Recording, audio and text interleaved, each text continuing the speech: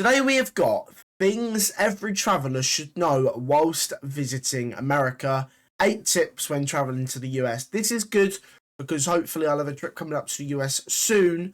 So it's good to know the tips of when travelling and what to do when I'm there. Let's get into it.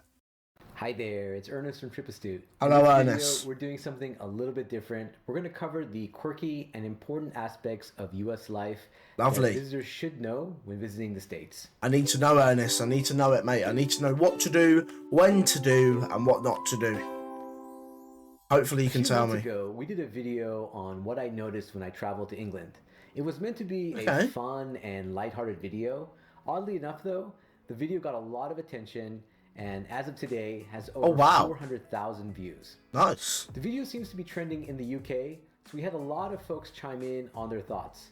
A lot of people shared their experience in the US and some of the confusing aspects of our life and culture. So today I wanted to cover US is very different and most significant differences, especially those that could really affect your experience while here. Let me just say one thing for you people from the US that are watching this. The US is very different to the UK. Like, the UK is here, the US is here. Like, you know, it's so different. Here. While many of you in the US might not think that any of these things are unique, I still think it's useful to be mindful of them, especially when you have family and friends visiting from abroad. And for those of you who are watching from outside of the US, hello, particularly our new subscribers from the UK, hello. I hope this list is not only entertaining, but also useful. It will be. I try to focus on differences and tips that might save you time and keep you safe while visiting the States. Okay. Lastly, before I run through the list, keep in mind that I'm intentionally ignoring politics and guns. Good. While these are very stark and unique aspects of US culture, I'm really trying to avoid political debates on this channel. So before you comment on our president or guns, just know I totally get it.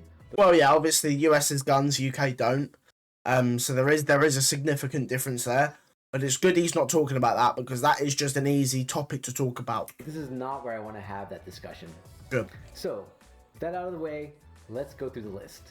Let's go. Number 1, paying for gas. Oh, wow, is it different? In the US, you'll notice that most gas stations will require you to pay for fuel in advance before you start pumping. Okay. Most Americans will simply swipe their credit card, which then puts a hold on their account until they're done fueling.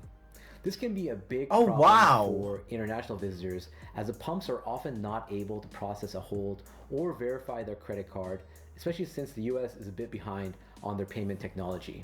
If you're faced with having to pay for gas or petrol, as the rest of the world knows it, you probably need to pay the attendant cash. For most cars, you can expect to pay around $25 to $30 for a full tank. That's not bad. $25 to $30 per tank is not bad. In the UK, it's about £70, so it's about $90. If you end up filling up less, then just ask for change from the attendant once you're done pumping. As a bonus tip, that's something I need to bear in mind then. The black pump is usually designated as regular unleaded fuel. Okay. Green pumps are usually diesel, which is not as common in the US. Is there a sign on the pumps like that says unleaded or diesel? As it is in the rest of the world. Someone let me know if possible. Number 2, stay in your car when being pulled over by the police. This one is hopefully I don't get pulled over by the police when going to America, but it's a good one to know. Extremely important to know if you're visiting the US. If you're driving and you get pulled over by the police, you'll want to remain in your car and keep your hands on the steering wheel. Okay. You do not want to get out of your vehicle. While that may be the normal process outside the US, doing so will likely result in the police feeling threatened and potentially drawing their weapons. Oh, wow. The normal procedure in the US is to pull over to the side of the road and turn off your engine. You'll want to roll down your driver's side window and keep your hands on your steering wheel. Yeah. The police will usually ask for your driver's license and vehicle registration, though I wouldn't start looking for it until the police ask for it. I don't mean to scare people, as this is such a common scenario in the US, but it's an easy way to start with the... Oh, is it common to get pulled over then? Yeah. In the UK, like, you don't get pulled... Sometimes you do, but, like, I've never been pulled over.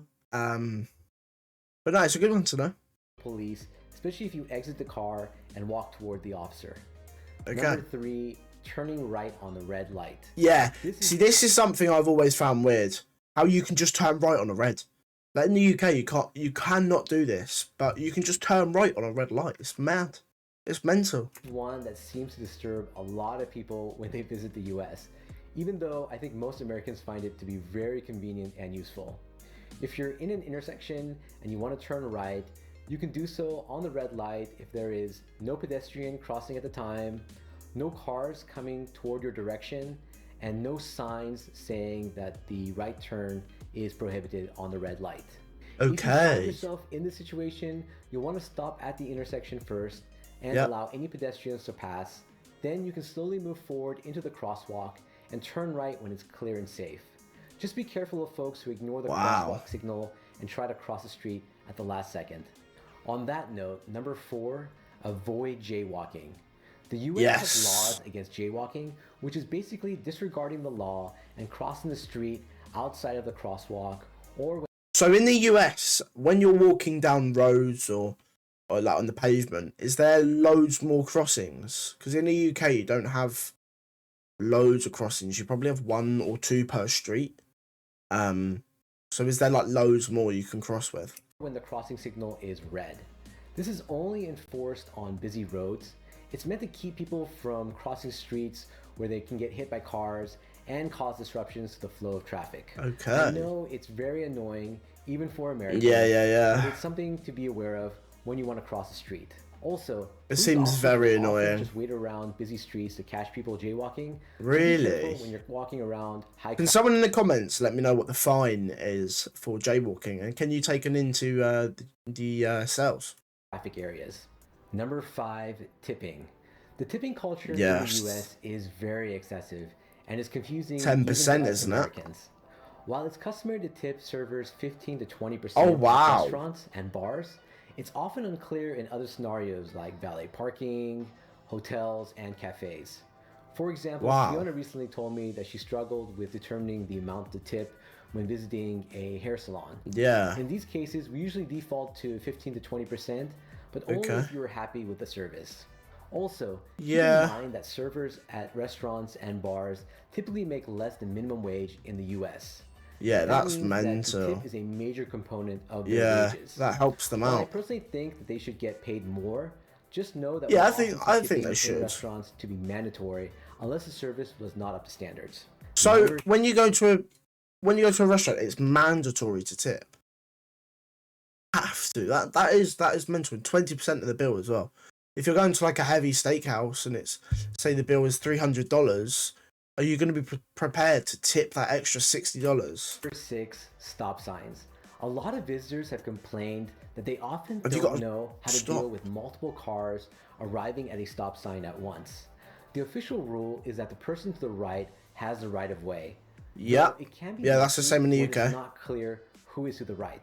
On My the main suggestion road, is to be defensive you have the right of way. and move slowly through the stop sign. It's not worth fighting over the right of way, especially when we're talking about a few seconds of time. Exactly. Number 7, sales tax. One thing that a Yeah. lot of visitors Tax in the States are mental. I remember when we went there and we go to a 7-Eleven, or you go to a shop, Walmart, or where did we go? Macy's. The service tax and the cost tax and the sales tax and all of that, it just all mounts up, doesn't it? You end up paying like half the price for a t-shirt you just bought, or a sandwich you just bought, or a drink, etc. find It's mad. confusing is our sales tax. When buying an item at a store, you're almost always going to pay more than the label price. Since sales tax is different in every state and county, It is we add the mad. price at the register. It's something that we're used to as Americans, but I can understand how it's confusing to others. Just know that you'll likely have to pay up to 10% more than the sticker price, Wow. depending on where you're visiting. And finally, number 8, showing your ID. Yes. This one drives Americans insane too.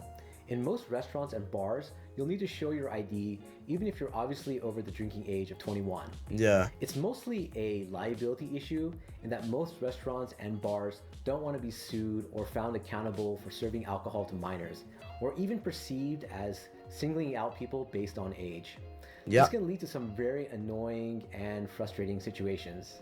I've even seen elderly people being asked to show their ID. Yeah, that is mental. Asking people that you clearly know are over the drinking age and that are elderly, you're still asking them for ideas. It's mad, the laws in the US. So, if you're planning to have a drink in the US, make sure you're carrying some form of ID that shows your birthday.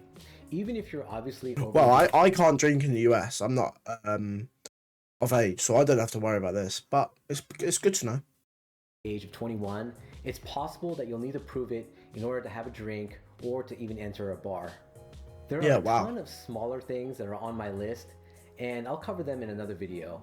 But these are the ones that I think can really affect someone's experience or cause confusion when visiting the US, so I wanted to focus on them. Okay. For those of you in the US, do you have any other tips for visitors? Or if you visited the US if you do have any other tips, let me know in the comments below as well. Any other items that you think should be included in the list?